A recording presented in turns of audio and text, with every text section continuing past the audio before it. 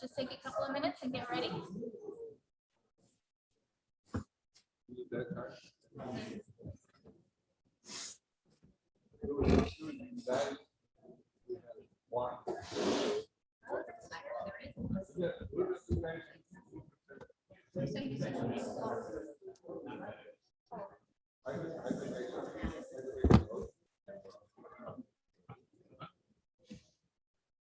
Physics.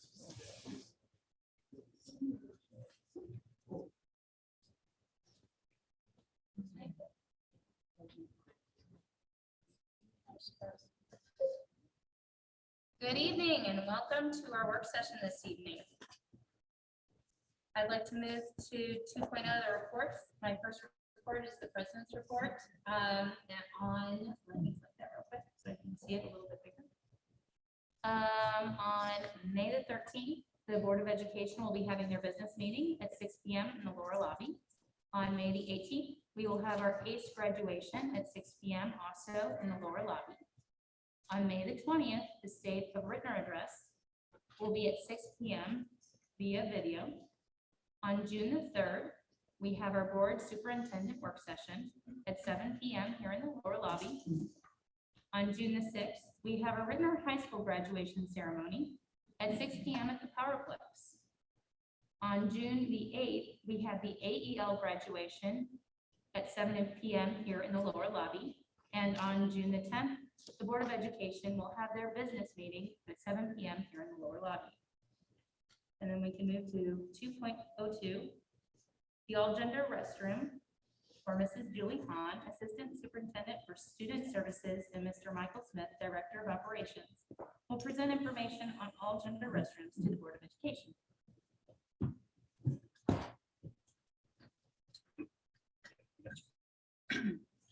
Good evening. Good evening. So as we get set up, we're going to talk about an all-gender restroom. And right now it is singular rather than plural because we are talking specifically about one bathroom this evening, with the hope that in the future we can talk about more opportunities in the district.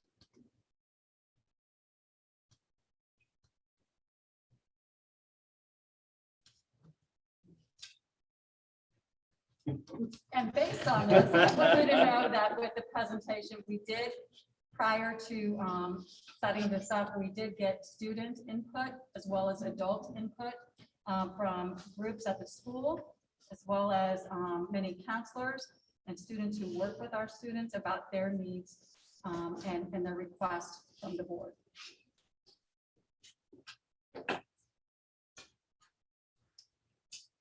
It was working a minute ago, I promise.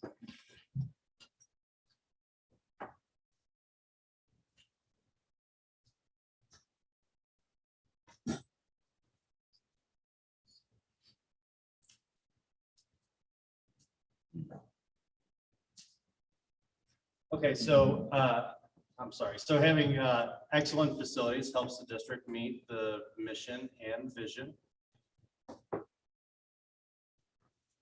So when we're talking about the all gender restrooms, the restrooms that we use today with the different sex categories, male or female, girls, boys, those were created actually in the late 1800s.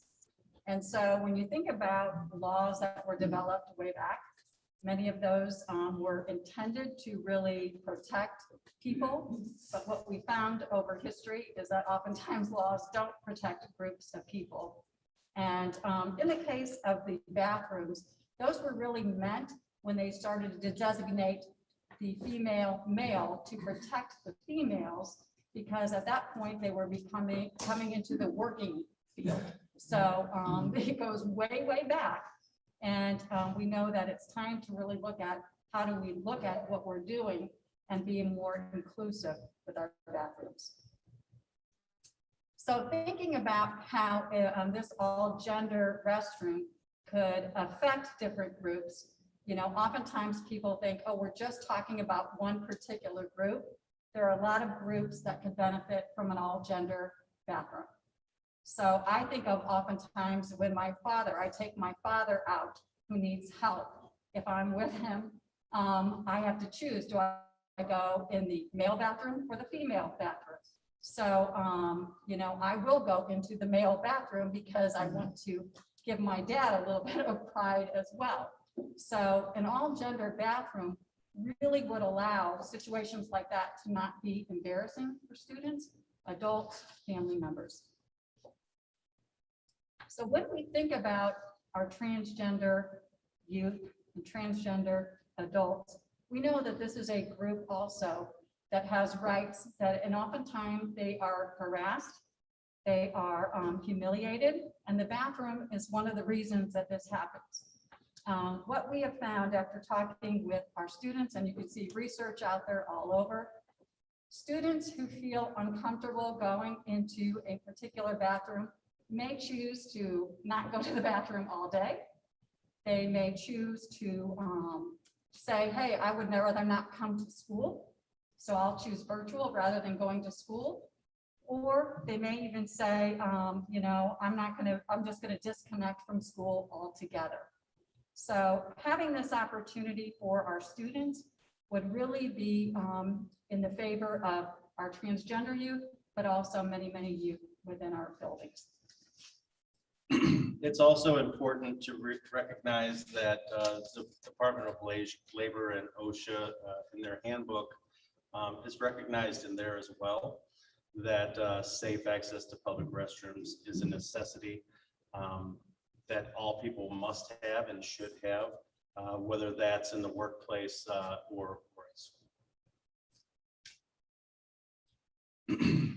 Here are some examples of just the privacy that would be available in an all-gender classroom because, I'm sorry. Bathroom. So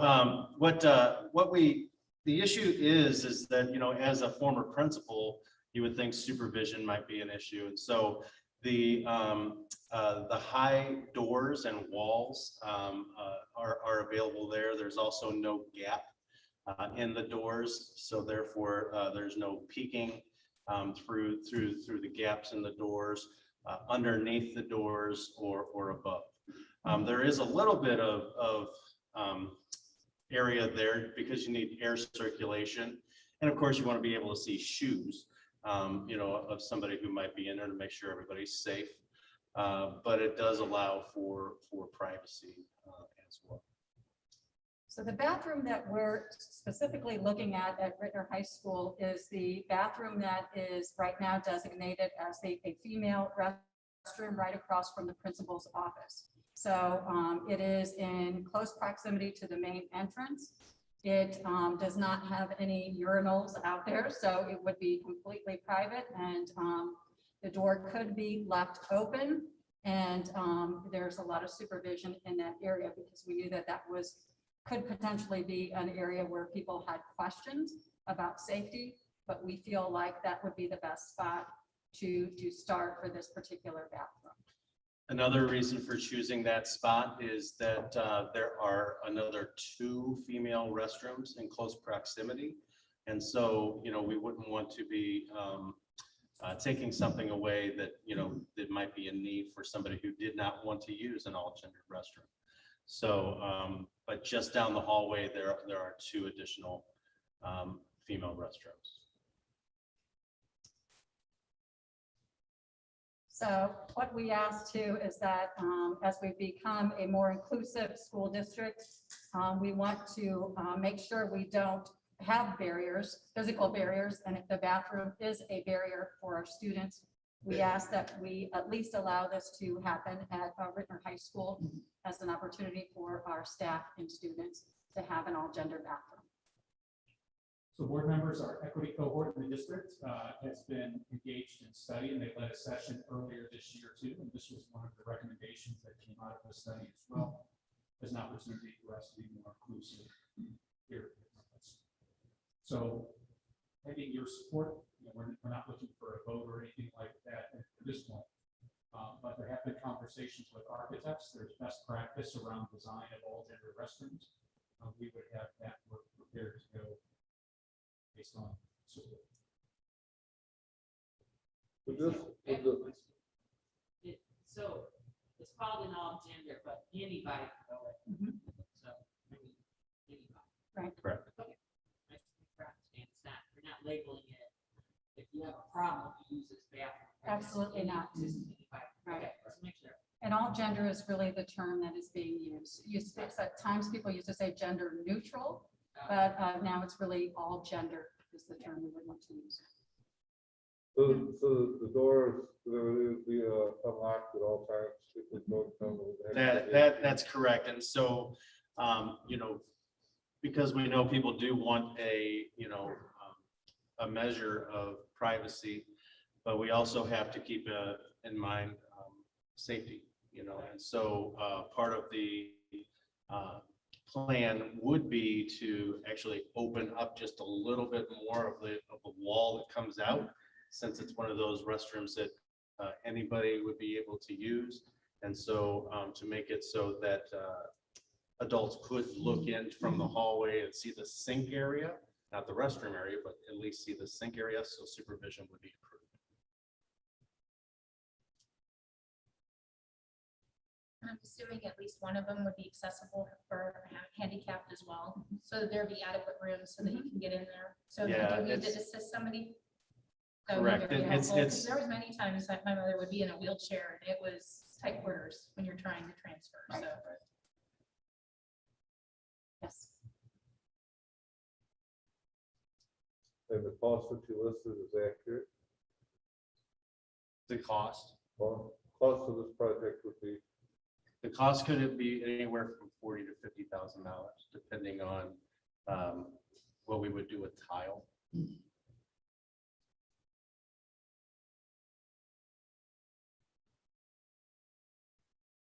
And that bathroom was also chosen because we wouldn't have to do a lot of plumbing. I don't think we'd have to do any plumbing rework there. Is this budget already in, or we come out of it? It would actually come out of the operations budget. As it relates to budget, board members, we're in a very good position as Mr. Versus Vermont State of Michigan.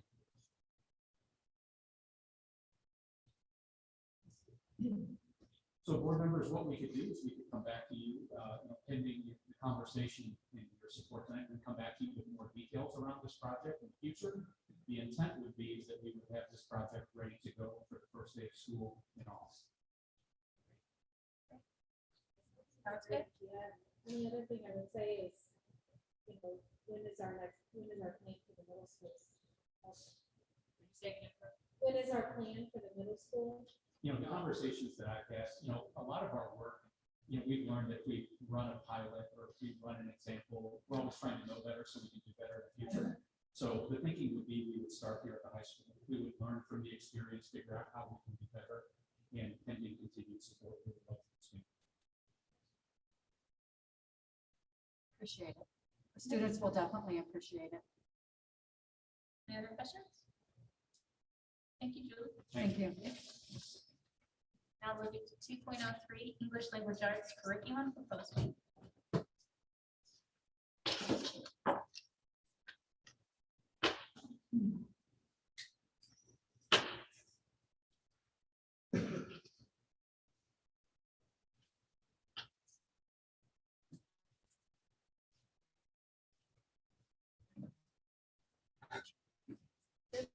Evening.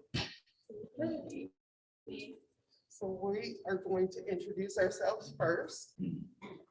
Me, Stewart, Assistant Superintendent of Curriculum and Instruction.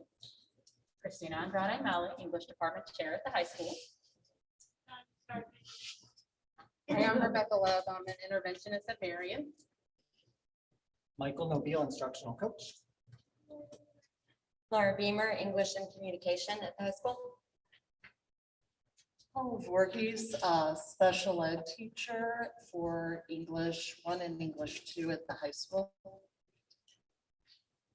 Joanna Kuhn, I am a kindergarten RVA, but also a tutor. Thank you. So we have some of us can sit on the bench. And one person here, one person later. So try to social distance. So We are excited today to present the English Language Arts Curriculum Revision. And this has been an ongoing process for a number of years for the ELA committee. And we are going to present today, like I said, our process and the resource that the committee selected and the rationale and teacher testimonials. So I'll just get started. So our vision is Ritenour School District works in collaboration with the school community to develop leaders who are recognized for academic excellence and high levels of integrity. Our mission of Ritenour School District is to ensure all students think critically, solve problems, and learn in a nurturing environment that prepares them for success in a diverse global society. So as it relates to our equity statement, resources are allocated. Every student is getting what they need. We have definitely a number of texts that we use for students at different levels for students. Students are also exposed to social skills through this resource. And so also the social emotional needs of our students are being addressed in this resource as well. For investing and engaging students in learning by supporting student and teacher efficacy, there's a professional development is very vast in this program. We have professional development at the building level, professional development with coaches, professional development with teachers.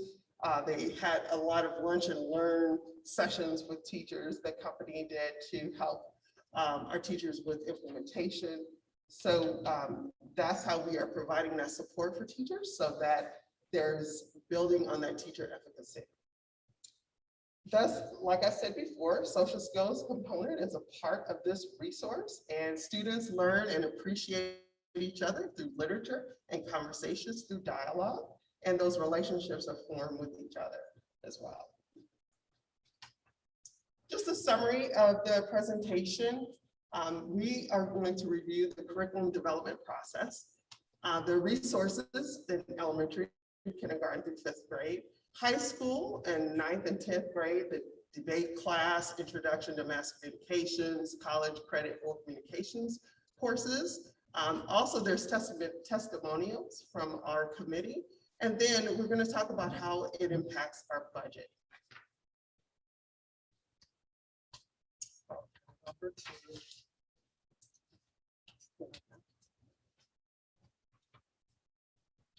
All right.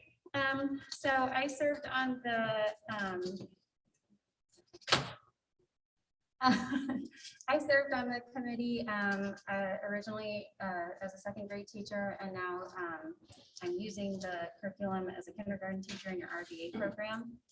We started by reviewing the priority standards and some student data and looking to see what gaps we had and what we needed to fill in. We found that there was a strong need for phonics. And so we piloted several programs that had some focus on phonics and phonemic awareness. I personally piloted ARC, which is American Reading, right? And Engage New York in my classroom. Both were great programs. But eventually we went and we visited in Pattonville School District, and we were able to see CCC in action. And we felt that it met the needs of the students and also the teachers. It was not so different from the way that we have been teaching reading. It had a lot of elements that teachers are familiar with and comfortable with teaching. And the students really took to the reading that we observed on that day, the books that we observed, the literacy, and the process.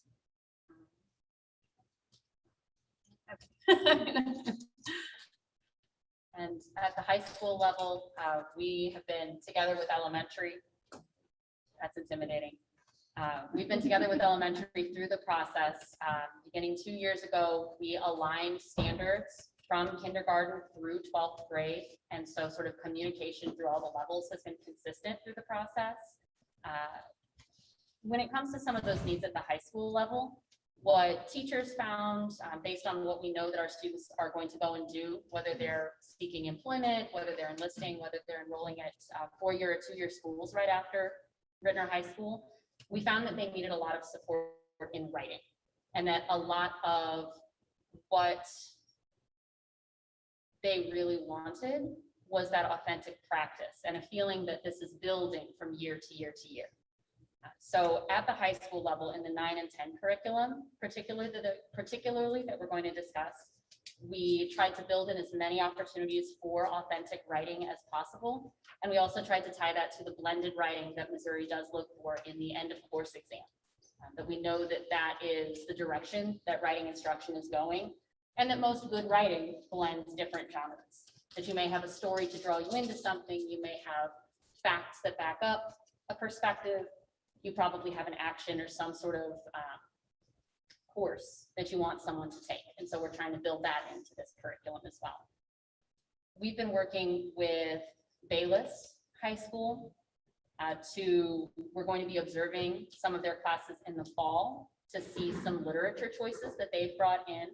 Another thing that we've really been working to do is bring in texts that reflect our students and that allow our students to see other cultures and other backgrounds. And so those were some of the things that we've really done. And we've been able to pilot pieces primarily through the 3rd and 4th quarter this year, but with all of the reinvention that this year had, we've had an opportunity to try out a lot of new things with students, and even in less than ideal circumstances, see how they turn out. Turns out I have more to tell you. I'm giving the power back. All right, that's exciting. Okay, so I think this is like for the 2019-20, oh no, that was 2019. It is. So I guess I'm to speak to this year. We did a partial implementation. So we just did being a reader this year. There are other parts to the program. And in the beginning, I think that we were a little bit disappointed that we didn't get all of it, but in the end, it turned out to kind of be a blessing because we really got to know this part of the program, and it is wonderful for the students. It is scripted. I think that's on the next. Is it? We got that. Do you want to talk about that? Okay. Well, really, it's scripted and it's predictable, and which is a nice thing for the students. That predictability, it takes away their cognitive load. They don't have to know what's going to come up when we tell them what materials they're going to need. They know exactly what the lesson is going to look like, and so they can really focus on the phonics instruction. And same for the teachers. It's predictable for us. It's scripted for us, and so we can teach with confidence, knowing that what we're telling them is going to help them to become writers. I do think I'm done this time.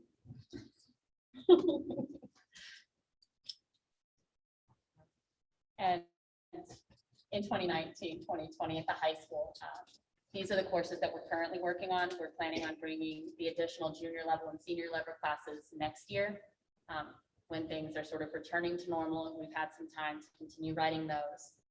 But we've been able to select some resources and bring those tonight that you'll get a few minutes to look at in a little while.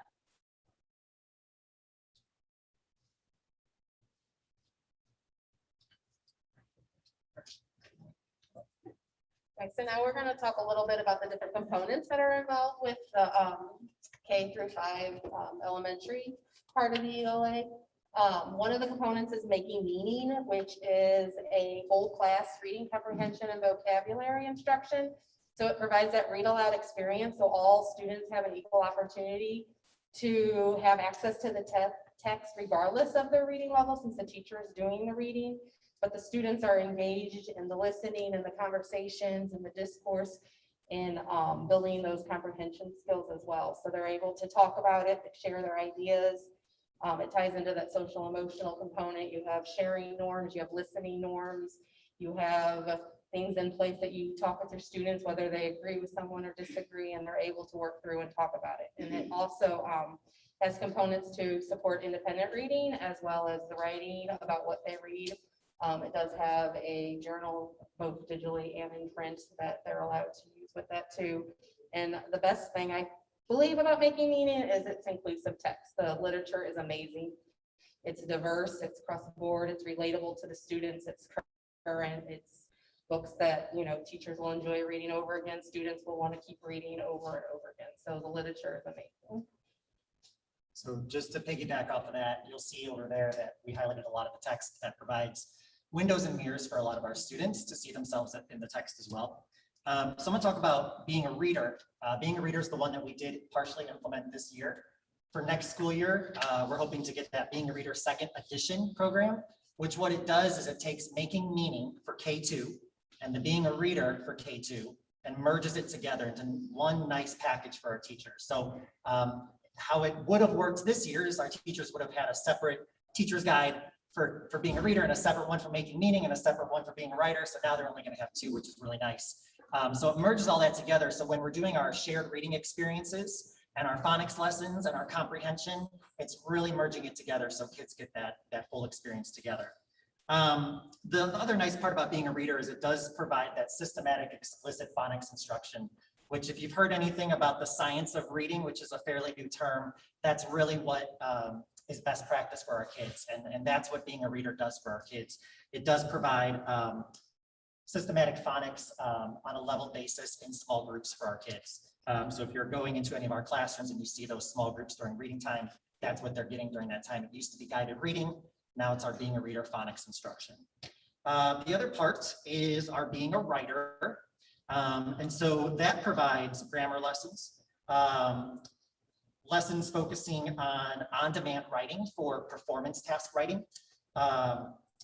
So when you're doing those performance tasks, you're writing to a narrative, an opinion, and informative writing.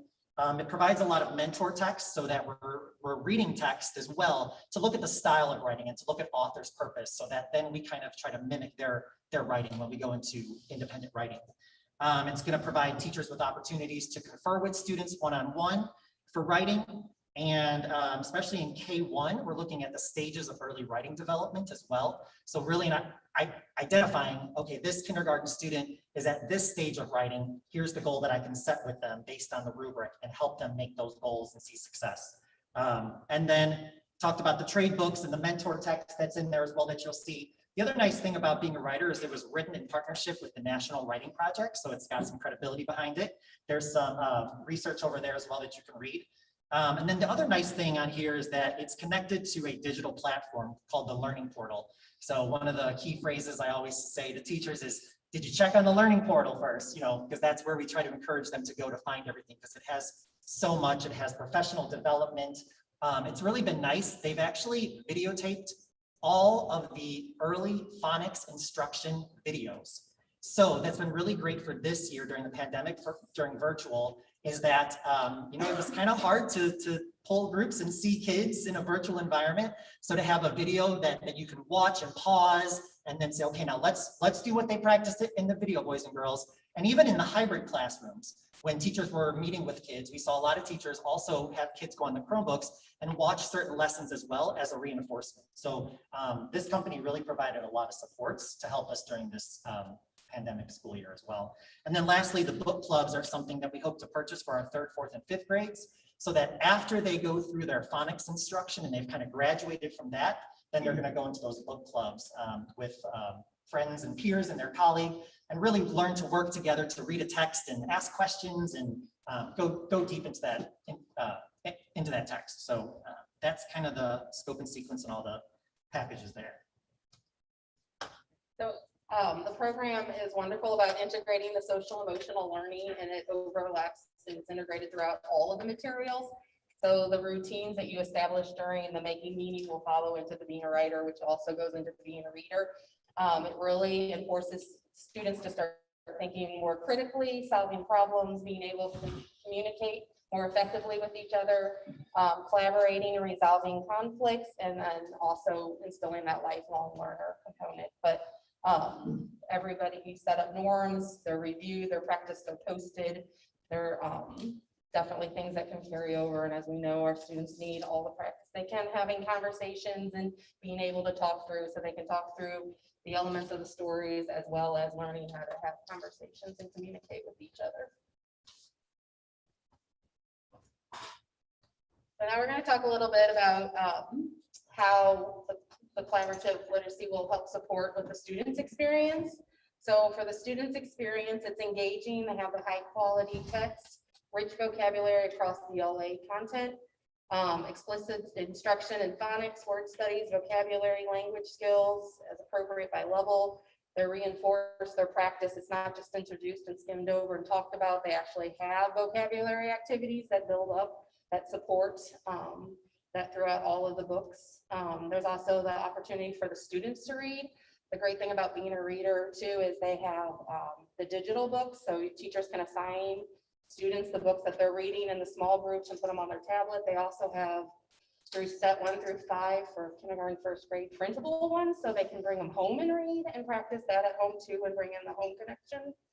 And then the reading and writing components complement each other. So some skills, the themes for making meaning and the themes in being a reader, or I'm sorry, being a writer, work together. So when they have something introduced in making meaning, they'll eventually then use that same topic in writing. On the teacher experience side, I sort of spoke to that it was scripted, familiar, it's teacher friendly. Also, it's predictable for the students. I really like, Dr. Nobile talked about the CCC portal. I use it several times a day. It literally has everything that we need there. It's very easy to navigate. And it has best practices for us in it. So we're not exactly sure how to introduce a lesson or something like that. It's not just a video for the students to watch to see how that should be learned. It helps the teachers as well, which is really nice. There has been a lot of professional development. I've attended some that's been provided for us for free. And then I've also done some outside of that through CCC, and they really use their procedure for teaching teachers as well. So it's teach us, we practice it, and then we reflect on it. We do that with the students as well. So it kind of gives us that practice of that routine. And then we get Dr. Nobile, which is nice because he helps keep us on track with it as well.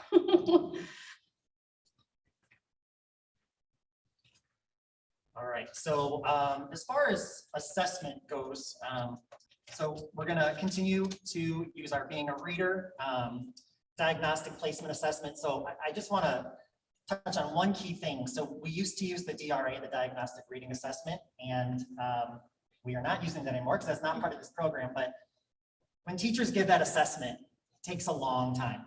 And honestly, it takes a lot of classroom instruction time away. You could see teachers taking a week and a half to assess every single kid because it takes 15 to 20 minutes for one test. And then if they pass that, then I got to give another, and it's another 15 to 20 minutes. The nice thing about this assessment, this placement assessment that you'll see over here, is it's quick and it's easy to identify the exact stage of phonemic awareness or phonics that that child needs to be placed in. Literally, I can give the assessment in less than 5 minutes, and I can say, okay, you're in set 2, let's begin instruction tomorrow. So we're actually saving a lot of daily classroom instruction time by using this program. There's embedded formative assessments throughout this as well. So when we're in our sets, which are our K-3 phonics instruction, there's progress assessments and formative assessments every couple days to make sure that kids are mastering the skills and retaining the skills as well. So that's nice that you're not waiting the whole semester to then check their progress to see, hey, are you going on to DRA level 16? No, we're not doing that anymore. We're every week, we are good to know that you're making the progress. And if you're not, there's an RTI MTSS document that tells us if a kid is struggling with this, we can provide these supports and these interventions on the spot. So this is a fabulous program. Making meaning, the whole part of making meaning is those IDR, individualized daily reading conferences. So you'll see teachers meeting with kids one-on-one to make sure that they know exactly where kids are. It provides opportunities to confer with individual students about their reading, identify areas of strengths, and note areas in which more support is needed. And hold on here. So we are continuing with our district ELA assessments such as FastBridge and Evaluate. So we'll use Evaluate when they take those tests monthly to make sure that they're making progress with our new curricular programs. Being a writer also, that's not in here, but being a writer embeds writing prompts with class-wide assessments, teacher conferences, and individual writing assessments to track growth over time. Running records are embedded into making meaning as well. And then the DRA that I talked about, that I wasn't too favorable about, it is still a good assessment, so I'm not going to say that. So we're going to use that as a tier 2 and tier 3 intervention, that if through everything that we're doing, we still need some additional data to see, hey, what's really going on? Can we kind of pinpoint this a little bit more? That DRA is still assessment, is still available for the student support team to find some additional information if need be. Okay, as relates to professional development for next year, if board approved, we will follow. We have actually a schedule for professional development for next year.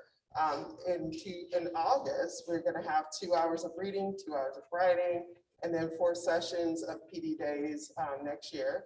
And then there's also, we can have a consultant that works with administrators, with the teachers, consultants, work with the instructional coaches, and the instructional coaches support the teachers. So there's a very thorough professional development plan. Also, these are the focus areas for kindergarten through 3rd, with making meaning, being a writer, and being a reader. And then 4th and 5th is making meaning and being a writer. And then really we will continue professional development as it relates to conferring with students. How do you confer with students? We started that process this year and we will continue that next year.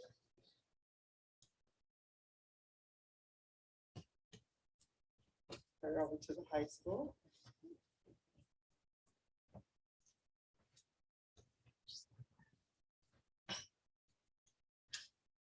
We're not used to having all 3 of us in such close proximity. Paul and I co-teach together, but Laura and I are on separate floors, so we're just enjoying being close to each other, I think. So at the high school level, the specific goals that we went into this revision with, we wanted to make sure that we were, especially at that secondary level, taking that foundational work that the K-3, 4 and 5, and then the middle schools were doing, separating reading and writing, that we're really using those skills together. That what the students are reading, they are using to do something with it, to write something, to create something, because that's going to prepare them for whatever comes next. We also wanted to make sure that, along with some of those classical literature pieces and some of the stories that we know, many of us probably still remember from our high school days, we really wanted to increase the nonfiction pieces that we were bringing in, and also widen the selection of books that we're sharing with students. When you're able to look at our materials in a little bit, you're going to see mythology from world cultures. You're going to see modern young adult novels, things that have been written recently that are tackling topics that people are trying to struggle with and wrestle with now. And in our department and in our school and in our district, we want to continue to have that space for students to grapple with those topics. To continue discussing with each other and listening to each other. And so our ELA classrooms are really great places to include those. Yeah, we found it very important as we were looking through, and all of us spent time reading several different novels, giving feedback, discussion about what our take was on those novels, was, as we all know, as they say, books transport you to another world, and that's what we want students to be able to do, see as many different worlds and from hearing as many different voices. So it was important for us to look at texts that are very culturally diverse, but that our authors are speaking with very different voices as well. And at different levels, that we have books that are prepared for our students who are ready to move forward, who are reading at more advanced levels, who are ready for that more advanced coursework. But just because a student might not be reading at a senior plus level, we still have those diverse and those challenging texts at every level for all of our students. And those themes that we're including are based on what our students said that we were interested in. Very early in our revision process, actually, I think one of the last things we managed to do before schools had to close was survey students on themes and topics that they would like to see covered in English classes. And we have some of that information on our boards. We really made sure that we were focusing on what students wanted to discuss and wanted to use to practice those reading and writing skills. So phase 1 is what we're presenting tonight. You'll notice that we're talking a little bit about senior and junior level. You're not going to see very much from those this evening. Because there is a lot. We're presenting tonight, and we have for you to look through tonight, our 9th and 10th grade courses. At the at level and honors level. We also have debate. We have a college credit intro to communications or intro to communication. Oral communication. I keep mixing up all of the names. Oral communication, and we'll also have a mass communication course that we are preparing for students to take next year. So we're trying to expand our dual credit offerings as well.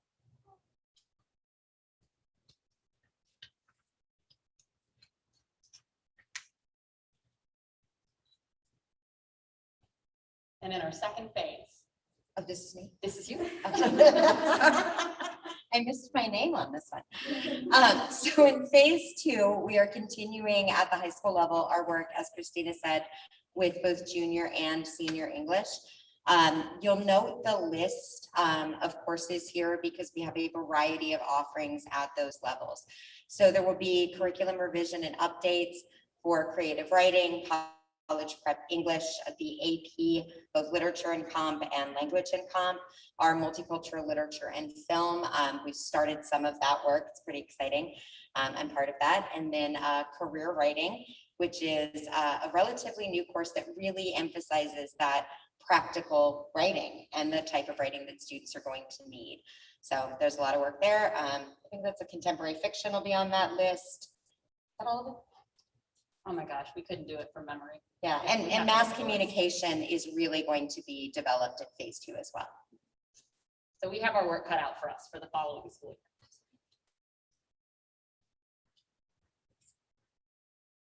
year.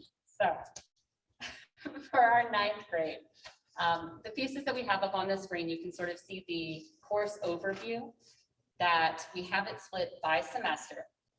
We're really looking at in the freshman and sophomore year, sort of looking at that relationship between the individual and society.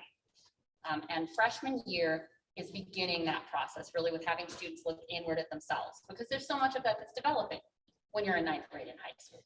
You're sort of beginning to figure out who you are and where you fit into groups and how to think about those questions.